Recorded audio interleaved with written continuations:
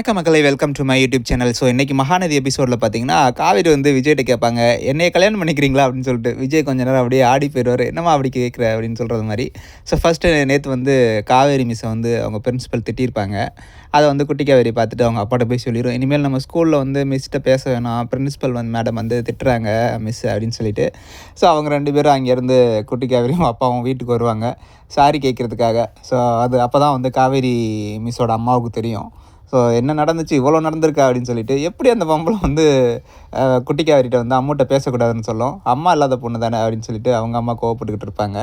So அதுக்கப்புறம் வந்து காவேரியும் விஜயும் பேசிக்கிட்டு இருப்பாங்க. அப்போ விஜய் வந்து சாரிலாம் கேட்பார். சரி விடுங்க, நான் ஃபீல் பண்ணுறேன், நீங்கள் ஏதாவது நினச்சிக்கிட்டு இருக்காதீங்க அப்படின்னு சொல்லிட்டு காவேரி சொல்லிகிட்டு இருப்பாங்க.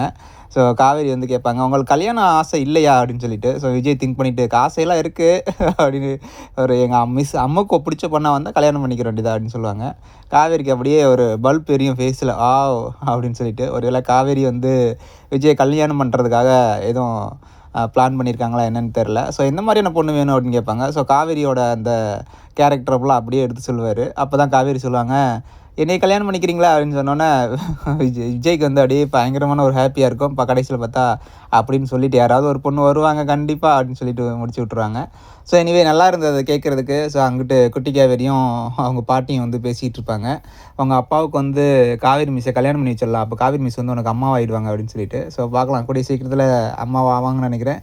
ஸோ எனிவே இன்றைக்கி எபிசோட் சூப்பராக இருந்தது. ஸோ உங்களுடைய கருத்தை கமெண்ட் பண்ணுங்கள், நான் தெரிஞ்சுக்கிறேன். தேங்க்யூ.